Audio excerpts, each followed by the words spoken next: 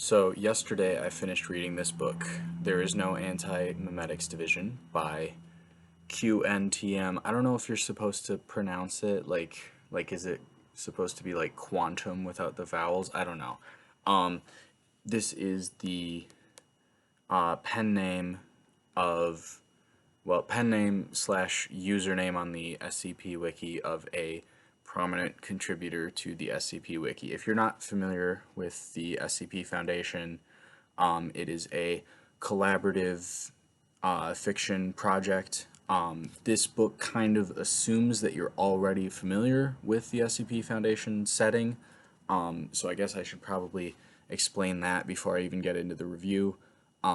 So, like I said, it's collaborative fiction. It's in the form of a wiki that anybody can contribute to. There's some moderation involved in the contributions actually getting published. It's not just like a straight up like Wikia site. So the quality of it is generally like there's a certain standard. Not all of it is great, but there is like some sort of quality standard.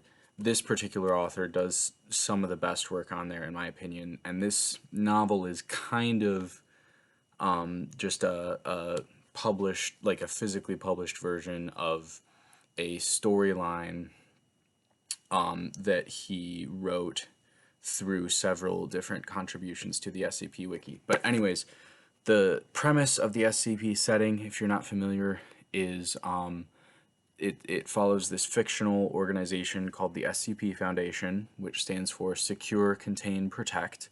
Their goal is to capture and contain, as the name implies, items or entities or more abstract phenomena even that do not conform to our consensus understanding of reality.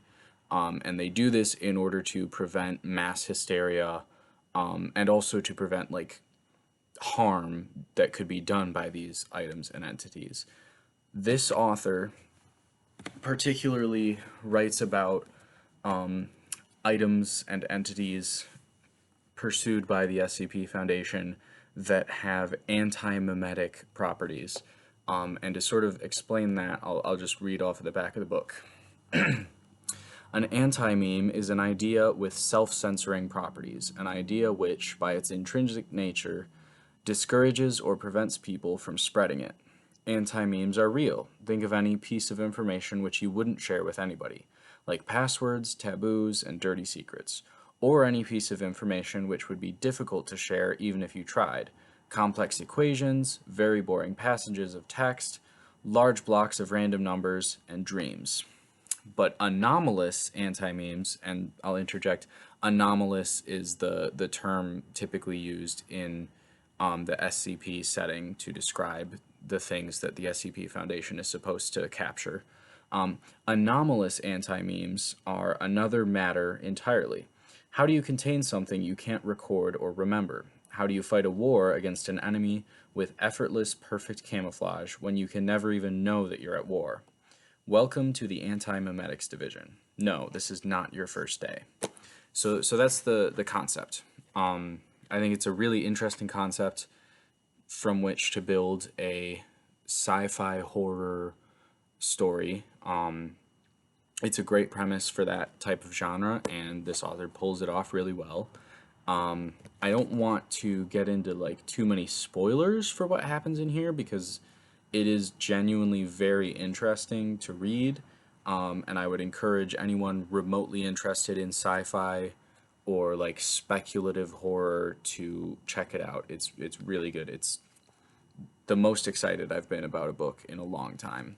This is like 227 pages, and I read it in about a week, which maybe that's not fast for some people, but that's pretty fast for me. 227 pages in less than a week is very fast for me personally. But yeah, so just to sort of give a more fleshed out example of the types of anti-memetic anomalous entities that happen in this story, I will describe one of the anomalies that this author wrote. So SCP number 55.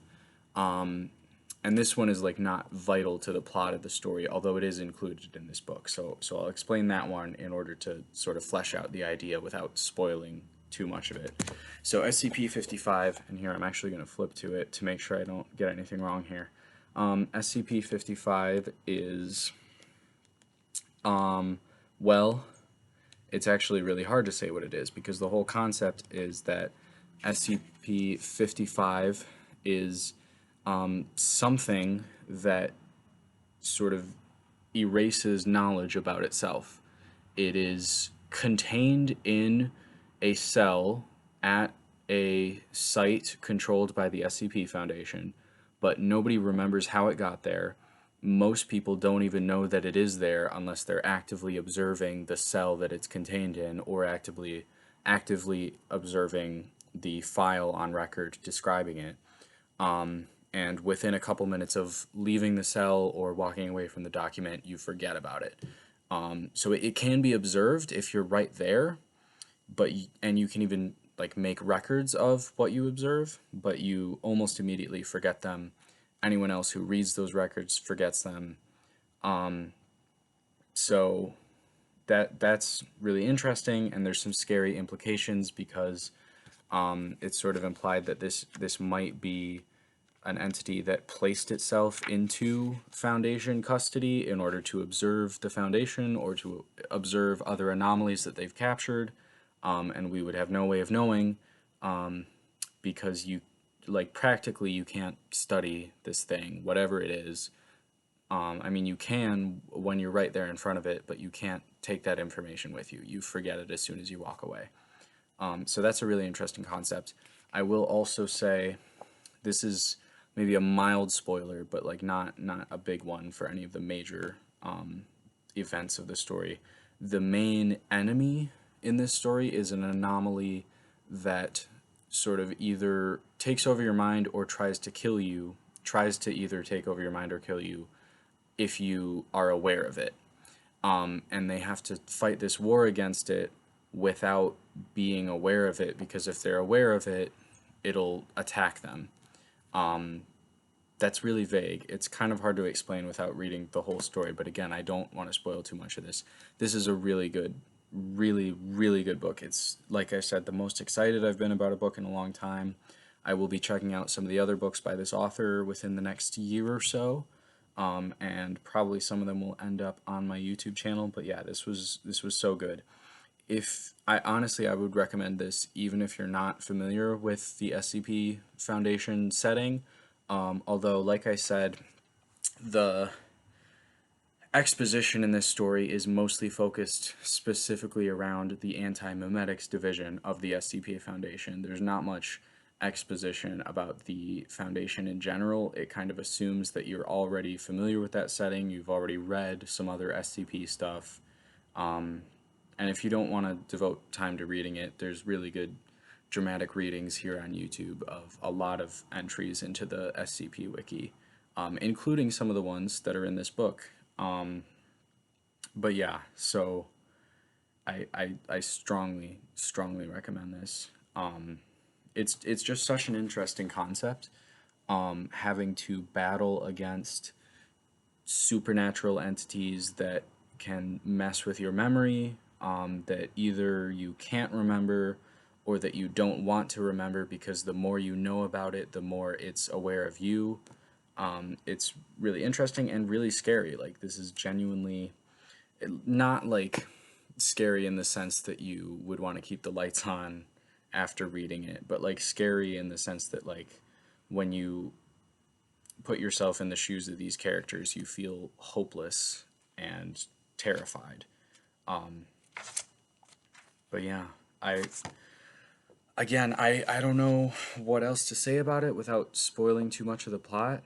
But yeah, this was great, and it's really it kind of got me out of a reading slump, and I think I think I need to read more sci-fi, and especially more sci-fi horror is what this is telling me. Maybe I'll finally get around to reading Annihilation, because I know that's like the really famous within the realm of sci-fi horror. I feel like that's the big name from the past like decade or so. Was it published in the last decade? I know that the movie came out a couple years ago. I don't know how old the book was before that. But anyways, I need to get into more sci-fi horror and sci-fi in general because this was so good and it got me out of a reading slump. And I think of myself as first and foremost a fantasy reader, and then after that, secondarily, I read a lot of like realistic fiction, literary fiction.